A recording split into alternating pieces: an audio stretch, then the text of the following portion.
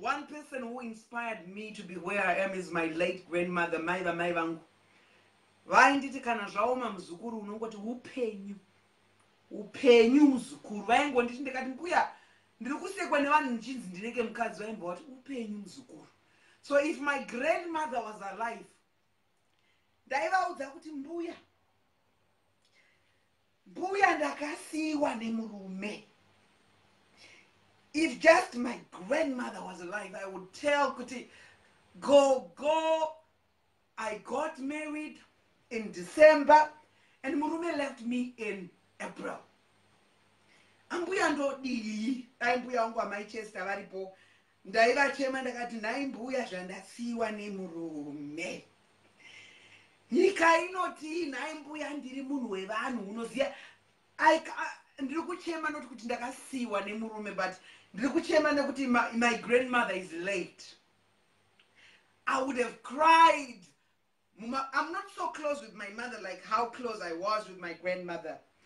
Ndopandaigona kuchema ipapo ndichiti mbuya kondasirwe nemurume.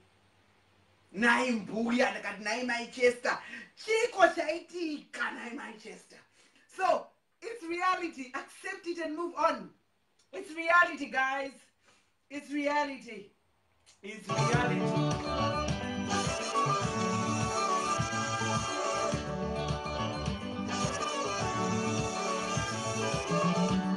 So this goes to all the people who come around.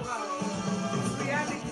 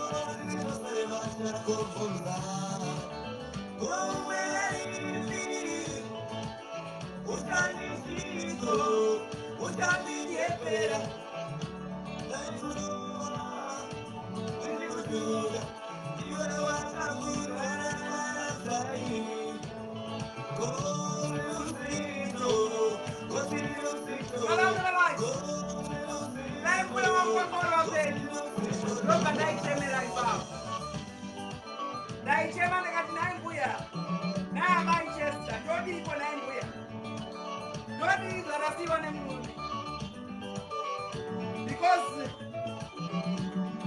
you can be a very, very well up une mari dzako, but mari inobowa kudya uri wega.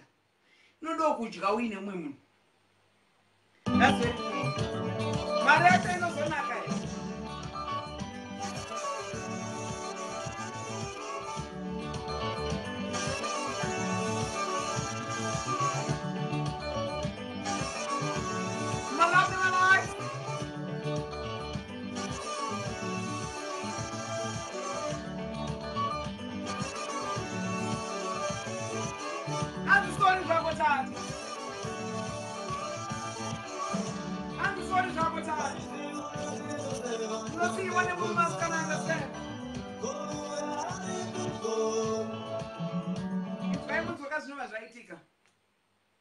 Anokusiya kuti ndiri kudzoka. Anongobuda unge ari kunogeza mota ozofonerwa pagaraji kunzi uyai mutore mota yenyu yasiiwa panapa. Ozokufonera leta manheru oti aiwa ndichadzoke kumba. because ndakugara naningi waunoziya unorwadziwa. So money is not everything. Money cannot buy love. I've learned that with Richard anyway. It's just, it's what it is, guys. And ndakachema ndikati kuna mai vangu nai mai zvandine mari wangu nai mai ndakatadzirani nai mai asi munombondiitira mutsindo here zvandinokuchengetai naye ashumba zvamunoti mukati ndiruda chino ndinomhanya ndichinokuisirai mari chandinotadza chii nai mai mai vangu vakambva wataiwa ndoupenyu hanzi ngaende munhu uyu ndiani koyo hamutendi hanzi you will be fine tati. Yes, I am fine now, but it was painful. I know kune vakarambwa.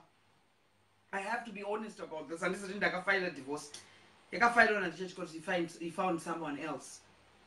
It was painful. And ndindeka black anogara in my own neighborhood. It's a neighborhood of rich people anyway. So makazara varungu. So just imagine the pain you have. Hauna kana mublack anouya kwauri achiti kukumbula kuti wakasiwa nemurume hande itinombotamaba golf. And ma white esakagara community vanhu vane varume vavo nevakadzi vavo. You understand? So when I come to you guys and I tell you the reality, to say you have to move on with life. It's reality. Ndakachema. I went to a psychologist for about a month. Akandibatsira. I went again because nanda relapse akandibatsira. Ndaishanda because vanhu veku-Europe vaingofona vanhu vari kuuya ku-Europe and I had to work because I cannot disappoint my people. But it's just how it is. It's just how it is. And I don't come here on drama. It's none of your business, people. When I come here, I want to inspire someone to say it's painful, but you come to pass. But Ashford is a good guy. He knows me and I know him, and we talk about my private life together, and he knows. He came to me, and actually I can read his message. Let me read to you the message, and I knew it when Ashford Paita get hold of the news. And you know a very sweet message, Ashford. Akanditi, let me just read the message. Yeah, Ashford. Whatever it is, you will get over it and you will be much stronger. Either you are wrong or right, you deserve all the best in this world, Tati. Be strong. It will all come to pass. Much love. So this is the message I've got from Ashford, my friend. And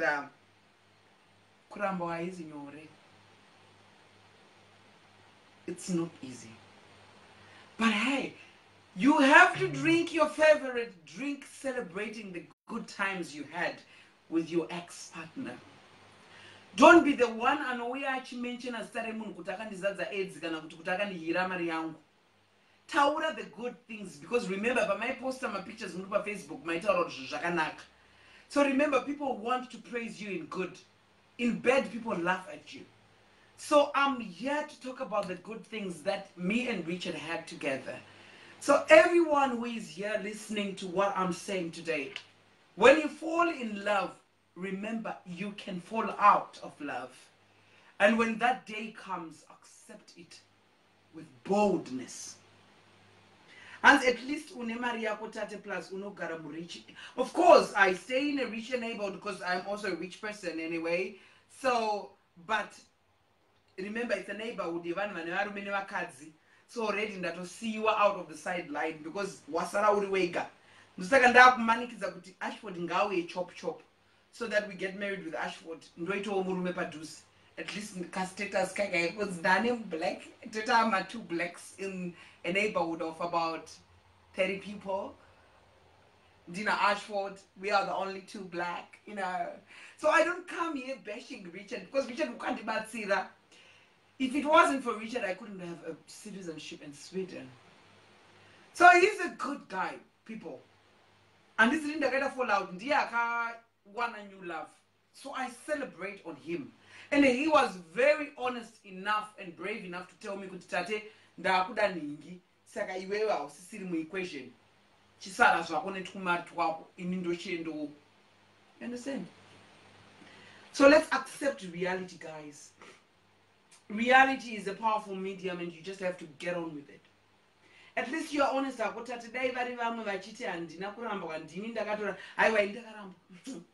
was actually coming from work and our family culture was this. Every Tuesday we have barbecue. So I just went and bought some meat. Like, you know what, we're going to do some barbecue. But let me just take the car to the car wash. Mota and our car wash. Then that's what they did when the car wash comes, come get your car. Because I driver yake and driver yangu. But yangu yacho ndakamanda siya tukanzi yautore mota yasiwa. Mwana yangu tindifonere mukadzi uya awesitore mota. Ndandazomufuna ndakati kwa why did you leave the car at the car wash? But ndakugara naningi. Ndachika kukutaurira because unogona kuita violent tadelicious. Uri munhu ane power saka ndachika kuti ndikakuudza kuti ndakukusiya imba inogona kudengeneka. Ndakaseka ndakati anai richi ungadai wangondiudza zvako murume wangu ndakubatsira kupeka zvakati serious. Ndakati kana kuti uya uchiuora kuti mangwana uya negirlfriend yako ndikubatsire kupeka tunhu twako mubude. Ambauya negirlfriend yako ndandawaoffer just kuno kuinonzi fika, it's like a snack. Nandawaoffer ndakati let's just have fika before you start packing. Tora zvedu coffee yawe ndomwa tea, ndandamwa tea yangu yachimwa coffee. Ndakati asika ndozvamafunga izvi guys, so I hope you have happiness. Ndakapeka mabhegi. Ndakapeka mabhegi murume aripo. Ndichipeka mabhegi aripo negirlfriend ndichipeka. Ndakati zvandiri kupeka mabhegi kudai ndakanganurega ndifonere mai vangu nditi ndozvawafunga. Vangu kutiwo bye. I called Ashumba. It was in April actually. Ndakati Ashumba ndozvafunga munhu. But he promised Richard akati zvauine mashows every time you have live videos call me so that I'm there to support you because at Saturday kuudza vanhu kuti you divorce. I called him whenever I had some lives. Ndakati Richi uya ndiri kuita live nhasi. Aiuya toita live. Udzokera ndakarwadziwa. I couldn't even go kun'anga dzangu because I just realized kuti kana munhu ati haachadi. That's a fact of life. Ndimboverenga macomments evanhu hanzi macomments evanhu ari kudzoka ari kurupiko futi. So I'm trying to just read some of the answers. He has moved with another woman, proper woman. Okay, you can say proper woman or whatever, but I think it is important for us to know that when someone falls in love, they can fall out of love. So, kana makati proper woman, kana makati proper pussy, I don't even care anyway. But I'm just telling you the stress, what happens when people are chirambana. Of course, shaikwanisa kutora dzadziri hembe dzake nebhutsu dzake chete. My property stays with me because he signed a prenup before our marriage. But unomuka makuseni. You are used to make breakfast for someone. You are used to make coffee for someone. Kana kuti ukaita madzikiriro wakarara unogona kuzungunutswa. Kunzi kochii uri kurotei.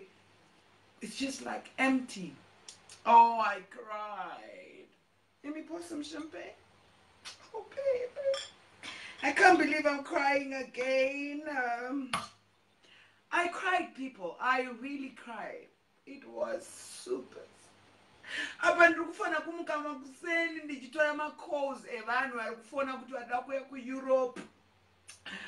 Vari kundistress, havasi kuziva kuti Delicious ari kuenda through a divorce. I had to stand strong. Zvakaoma sekunamata. I had to stand strong.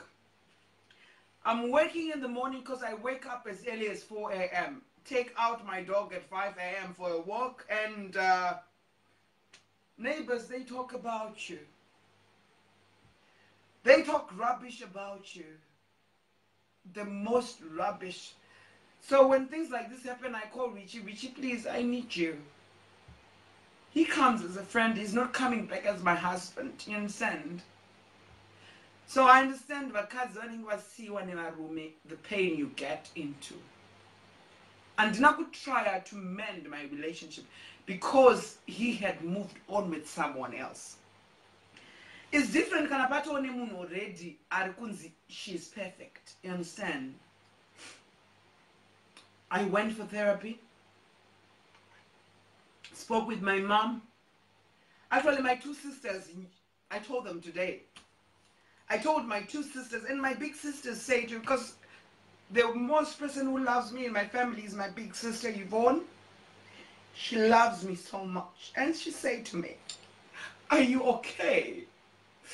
I said to her, I'm okay, baby. I'm okay. I'm okay.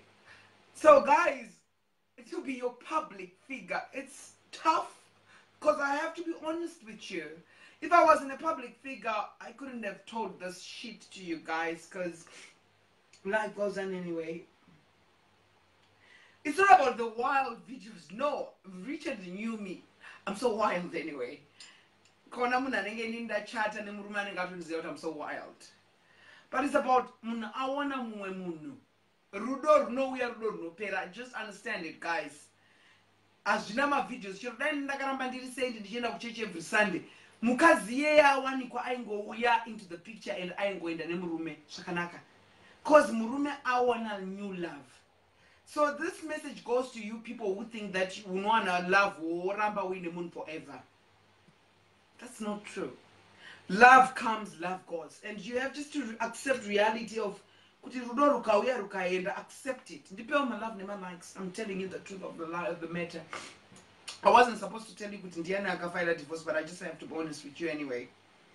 So, kana waso ona kana dushara mpana nemskana yawe ku inbox kwa chikunyenga usamurambe because I think he believes in you anyway. My Vangu was phoning every day since April in the morning, asking me, "Are you okay?" And I had a friend who was driving me every day in work because I'm a control driver. And people were expecting me to take their calls every time because they paid their money so that I can deliver work. But today when the papers came for divorce, I finalized, I had to come to you people and tell you the truth. Because I own it to you, because you are my people and I'm your person. So it's hard. You wake up in a big penthouse like this and you go in your studio, and because before when I used to record, he's the guy who would do my sound check, who would do the lighting, who would do everything. And I say, Richard, can you come and check the mic for me, check the lights for me? And I'm doing it all alone now. It's painful. I don't believe in witches anyway. I believe in life comes and life goes. That's reality. So I don't like it when people come and blame each other. It's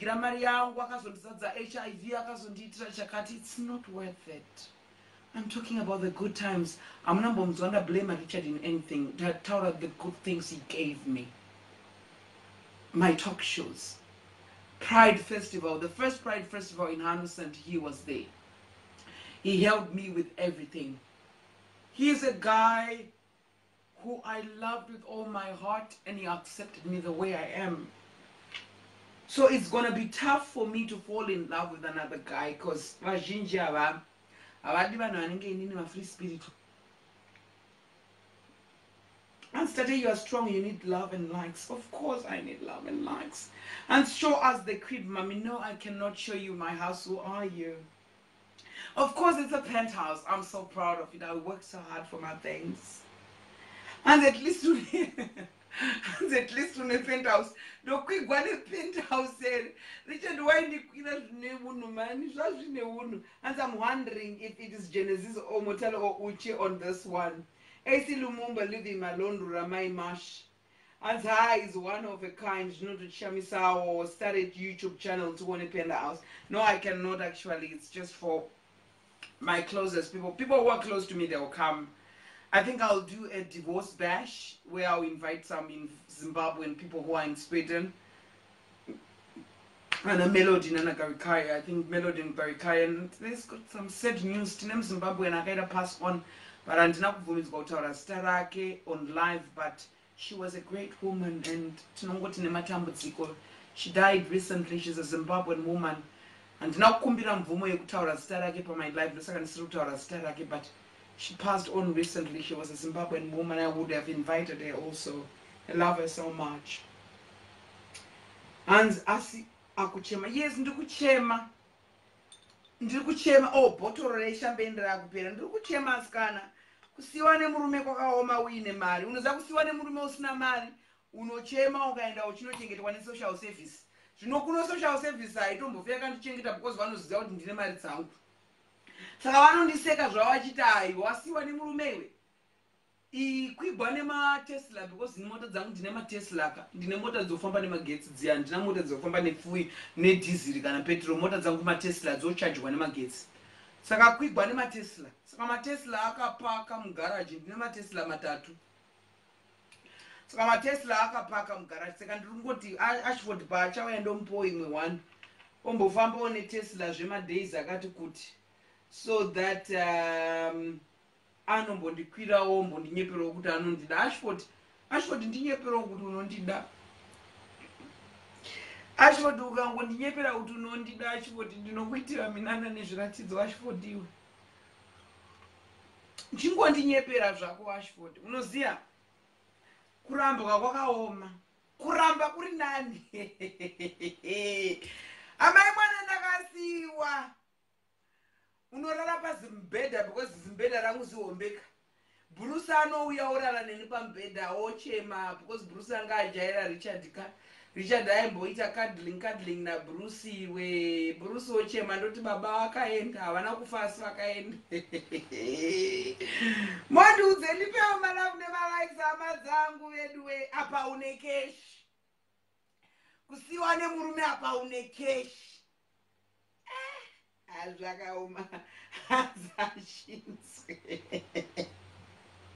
I'm drinking my bottle of champagne.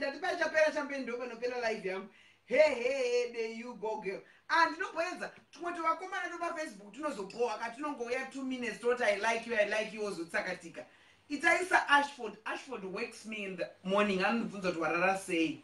Ashford anonivunza tu wachika lunch. Delicious. Ashford anonivunza kuti how are you tonight? I love that. Ashford is a good man. Kaunza zvangu Ashford angonyepera kuti anondida ouya ake ozounza bhibi rake voita vana vavo vondiramba. It's okay. Ndabatsira umwe womwari. Asi kurambwa hakuna umira mushe. Yes, I have 3 Teslas. Yes. Ndikuto expecting my Tesla iri kuya in October. Why not? Why not? I have worked hard, people. I have worked hard for my money. Why not? Who's Bruce? Bruce is my dog. And can't you relocate from another neighborhood to another? I cannot. My penthouse is too big. Ndopane studio yangu, ndopane ndoitira mashows zangu. I have invested a lot of money in that penthouse. I'm in my houses, and now they are just standalone houses, and also there are apartments, there are flats. But this penthouse, I invested a lot of money on it, so I cannot move out. Hands ndipo 1 car arumbiwa dzoka wine beche dai wine mboro wakumbira mota ndaikupa. Ko Lumumba uchamuda Lumumba ndewe kukwira. Lumumba is just sexy in bed, but Ashford is sexy in everything. Ashford, and ndakuverengira message yandanyorerwa na Ashford kareka ndiverenge futi. Ashford is the only guy who wrote me one message panda pa atambira news kuti ndasign my divorce papers. He said to me, whatever it is, you will get over it. And you will be much stronger. Either you were wrong or right. You deserve all the best in this world, Tate. Be strong, sharp. All shall come to pass. Much love. That's Ashford. So I like him. I love him. I adore him. He's a good guy. You know. And house to no. I cannot. That no of God after this no more scotch, but those ones that are alcoholic. The guy is stick on Amarulans and the one thing like the admin when they get. Yes, admin when they get Ashford is my guy. Yeah, I just put a name scanner because Ashford is in Gocha. I was also thinking Gocha. Ashford enters my baby, but that won't spoil a name scanner so that I don't do that. Hans Bogai bet said, hey, Brucey. The guy didn't put it away. Let me bring my dog actually. Bruce is the best. I see you. Let me add you, my dear. Let me first get my Bruce dog. Let me get Bruce. Let me get Bruce. Bruce, my baby. Come, Papa. Come, Papa. Come, meet people. Come. Come, Papa. Come. Let's go on live. Come, Bobo. Come. Come, Papa. Come, baby. Come. So this is my baby. He helped me through everything, Bruce. He really helped me through everything. I love him so much. I've been strong so much because of Bruce. Hey, baby. Come. We're on live, baby. So he is my everything. I loved, I can't Sira, through everything. So it's, as lose weight, I don't have anything good to say to you. So, Bruce, no, unondirasira champagne, man. Unondirasira champagne. Come, Papa. Tutora zvababa wako wakaenda. Hanzi inamela, hanzi sisi. We can do one inamela. Hanzi sisi ndiri kumbira live muite inspire others about how move on after divorce maybe tomorrow if possible. Amela 20 days zera kundenge kuti aite ma views meli. Ameli more opportunist. Meli atlansi simuye kundenge timboita live. Meli uyandiri kuende pano meli ubvunze mibvunzo yako pano because I only do one part. Meli uyandiri kuende pano Bruce mwanangu don't bite me. Hey, saka Bruce yenje akandiranzi dai wataura kamera taona no ndine urombo. Hans Bruce thinks that Hans Bruce are zhuzhuzhu. Yes, Bruce ndanomtora muroom make because ndikuitira live in second floor. Bruce ndanomtora zvangu mwana wangu ndakagara nzi what happened tanonoka. Life happened my dear. Hans baba vako vakaenda. Baba vako vakaenda mwana wangu havana kufa baba vako. Baba vako vakaenda one umwe. Hans, but that's not my business. Anyway, Hans, that's Bruce akuda kudya chevasekuru aiwa. Big up to Bruce. So whenever you divorce or whenever you face a breakup or whatever, find something which makes you feel good. Maybe it's a book, maybe it's a dog, maybe it's a TV show, maybe it's watching my live videos, or maybe it's something else. Find someone. Bruce helped me a lot. The company, one of my neighbors, Delicious, why are you still married on your Facebook? You haven't told your followers that you divorced? Then I had to be the obligation of behaving bold to say, it's time now to tell you. And Bruce is so cute. Thank you so much. I take care of this baby. Bruce is my everything. He is my baby, and I love him so much. Hans Bokiawi, Hans Sakanzi, gonna delicious ndakagara my in-laws. Wakagara nemainlaws tutaura kuti munhu akapinda murudo anobuda musamba mafunga kuti mapinda machata kune vaya vanochata vekuZimbabwe unzi ndakaita muchato wemakuerere chasara kurambuka chasara kufirwa musamba mada kutarisira zvikuru pamuchato nekuti kana isu vanhu vanenge isusu tichisiwa nevarume vane mari dzavo ko kuzoti iwewe une 2 cents unotadza kupasiwa nekuti chii ezvo ndoda kuita kunyengerera Ashford kuti naye Ashford chingonizwiro tsitsi Ashford wacho akati no ndine musikana wangu titoribone musikana wangu usandidisturb ndatosara ndiri pawaiti ka Lumumba azi murume wekuti ungaite boyfriend Lumumba ndewokukwira chete uya ana Lumumba avaziye zvepiwo box yerudo hanzi tate wana mabvi hanzi hanzi open body tate I can see hanzi can I see Bruce hanzi but unonakidza hako having balls 9 yes having balls Bruce come baba people want to say hi. Say hi to the camera, baby. Come. Come, Baba. Come. Good boy. Come, Baba. Come. Hello, Bruce. Hello. Hello. Hello, Bruce. Hello, Boo Boo. Come on, say hi to the people. Come, Papa. Come. Say hi to the people. Look at the camera. Come, Boo Boo. Come. Good boy. Oh, this is my little Bruce. This is my little angel. Oh, Papa.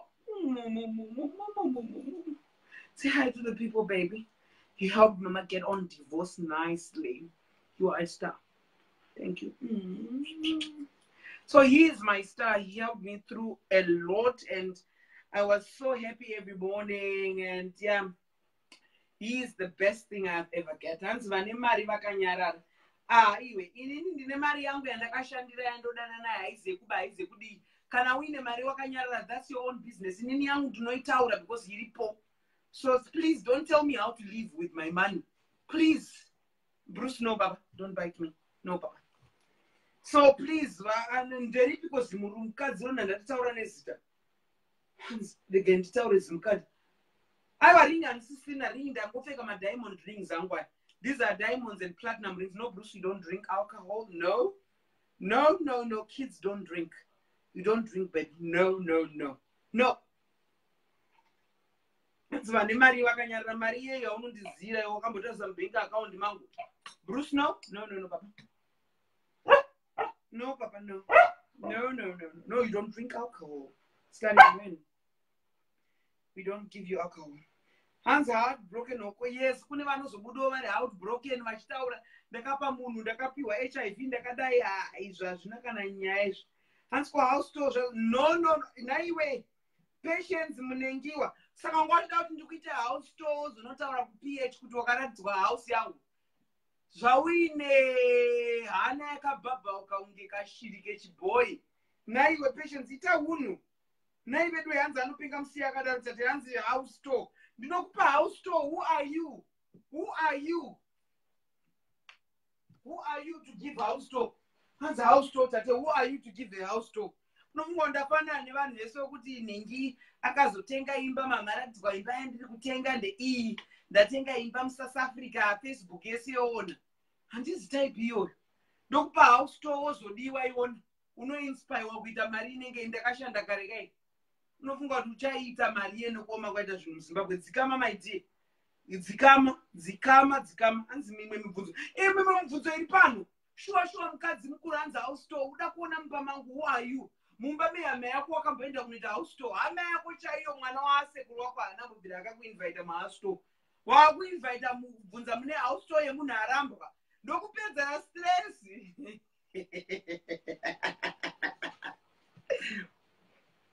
Yes, ndakapfeka diamond ndakachedzwa all my fingers. It's just a culture for me.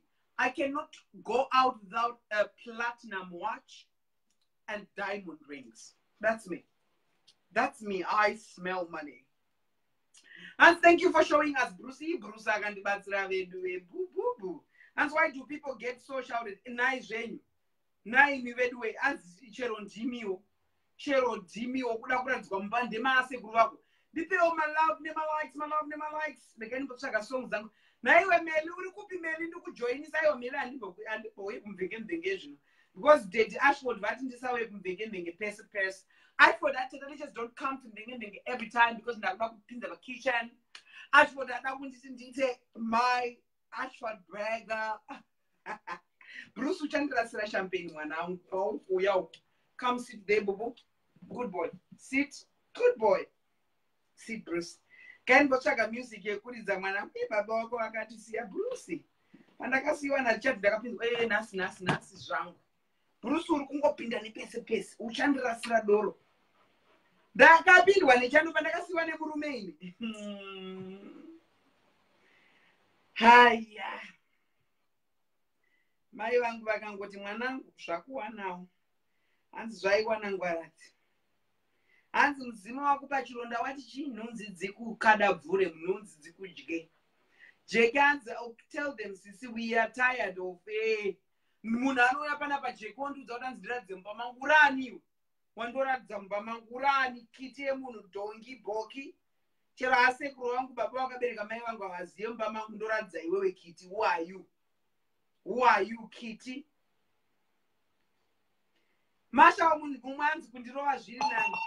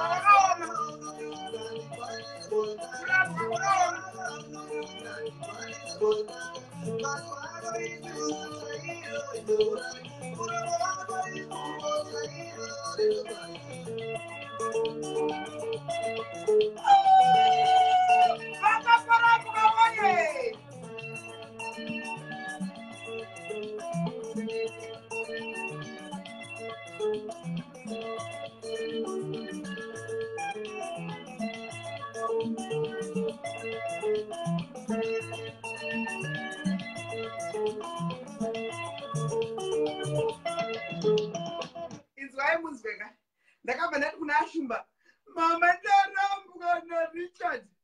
Zvikanzi stupid. Nyakala, ndikasvika muri kunditukire. Zvikanzi ndiwatenga urambwa. He? Chindiudza. Wanga wakasaina here maprenup. Asadye mari. Ndakati Ashumba wakangwara wakabva wamhanya kumari. Because aiziva kuti mari yemwana ikakadza mari yaenda havasisina chavo.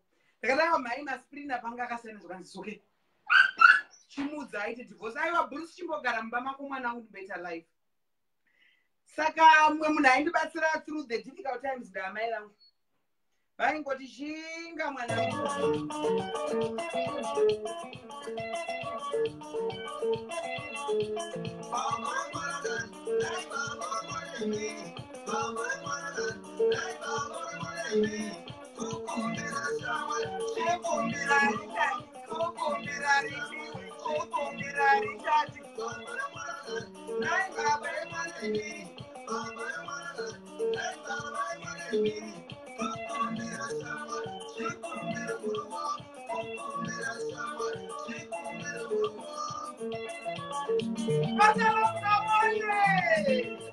I'm celebrating with you. Did you watch champagne? Yes, but I'm gonna get that. Kama kanona kiza ndo kandoda kutsvaga. Ngatimbotsvaga kamwe kanona kiza. Macheso ari papiko.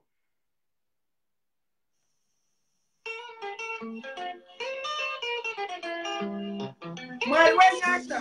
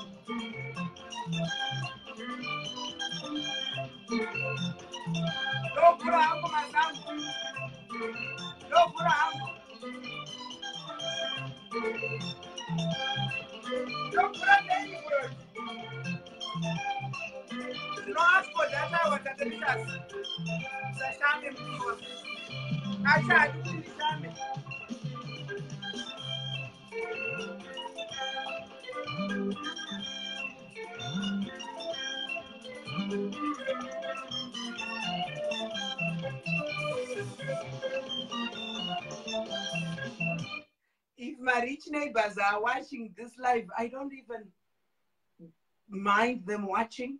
I'm Zimbabwean and I keep it real.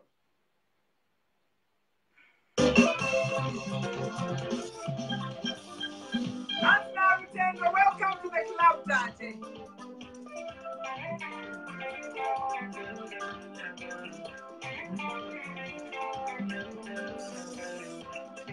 I do not ask for the mountain to kill a someone. That's what you kill on the bow. Maybe this divorce was hectic.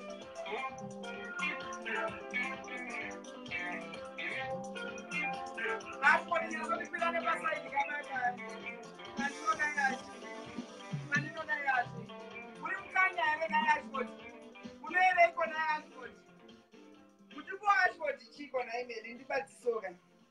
Igenda zvisotesa izvi. Ndikaimbotsvaga zvinhu. Shedi ya. Shedi ya, I love you, Shedi ya.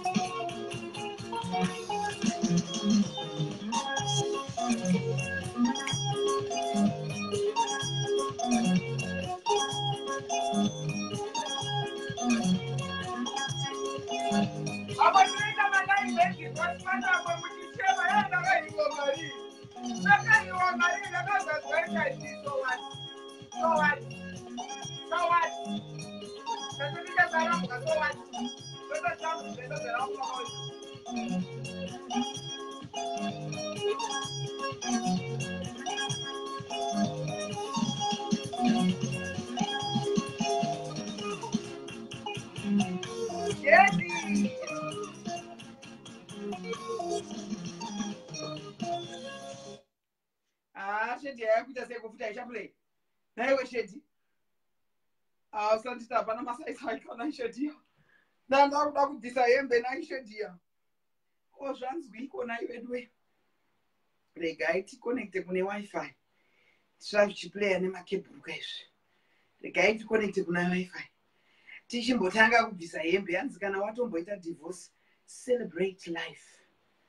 Password inotichekwa Wi-Fi. Connecting Wi-Fi takuzoka kuna Shedi. Shedi. Play Shedi. Yeah. I want to Shedi.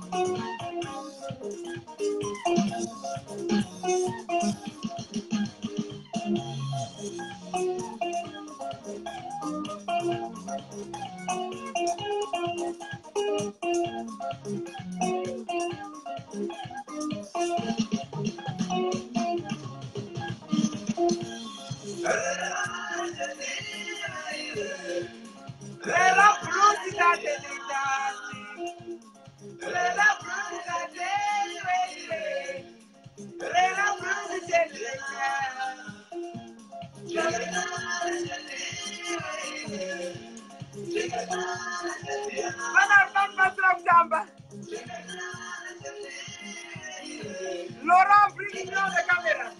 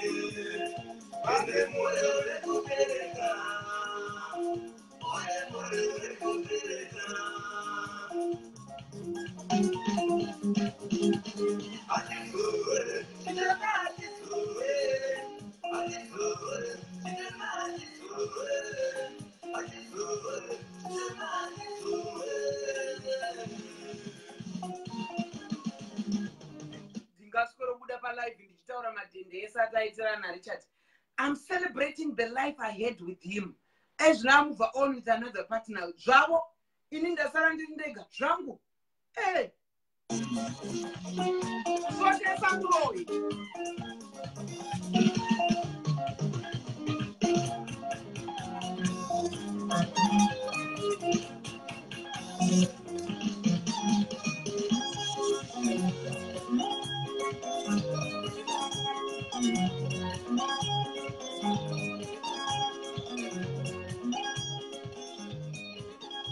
Hands and women, hands na Kenneth, we are told them we Kenneth to say, go as Anna Kenny.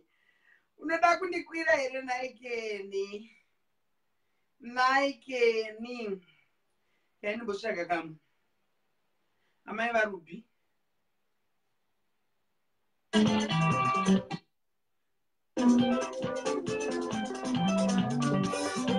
Bora kero. Nona nikone. Kirai boni. Sika.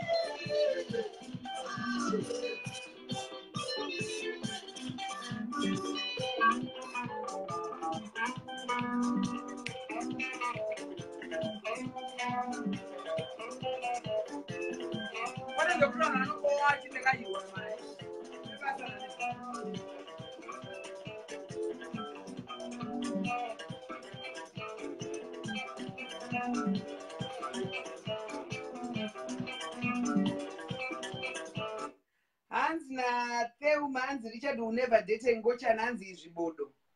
Ndabva ndakupa munyama wedzinza rese. Haufa wakachata nekuroorwa iwe Theuma. Zvengocha zvapinda pabizvi. Kuramba kwakatatelesha sikune ngocha nera. Haufa wakachata kana kuroorwa iwe. As long as uri mupenyu, that case will never be lifted. Hauziye kuti paunoya palive pane vanhu, hauziye zvaunotakura. Ndakutakuza minyama yedzinza dzakawanda. Haufi wakaroorwa kana kuchata iwe wakomenda komendi iyoyo. Ndatopedza newe su. Kiti yemunhu. Kati. Ngochani dzapinda papi. Taterishas nengochani zvinoenderana papi.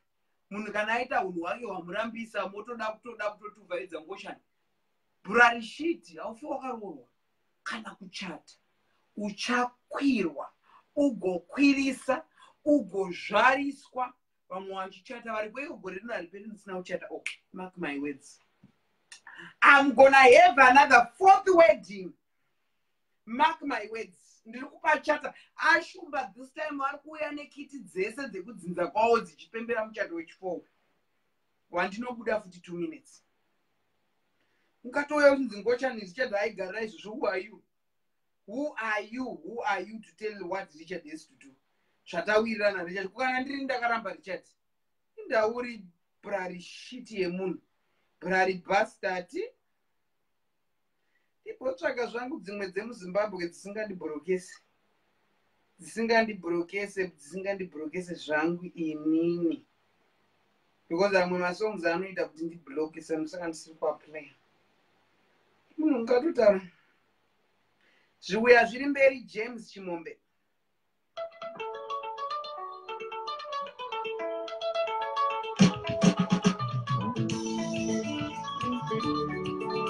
Yes, fuck marriage. Why not?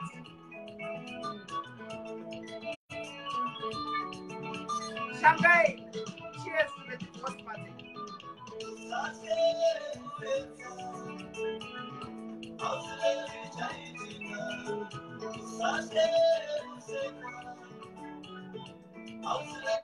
Engineer is back. Thank you for coming back, engineer.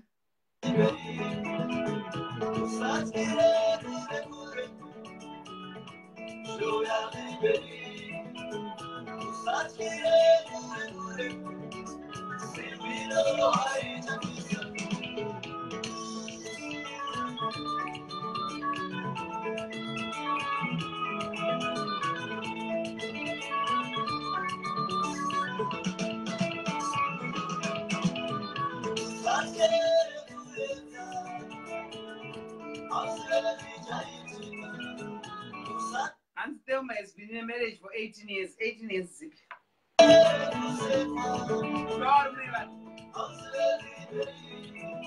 My cake, when I see you. Jaji, you want to celebrate a party when I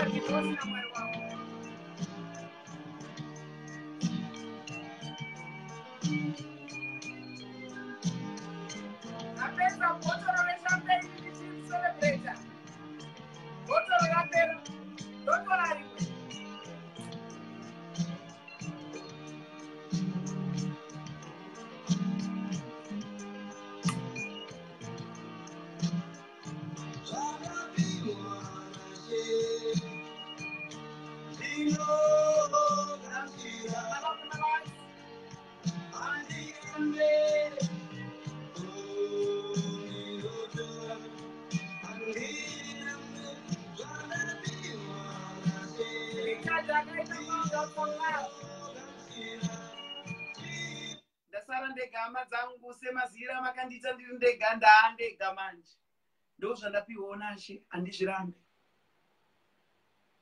ndongotambira zvabuda musarudzo yashe.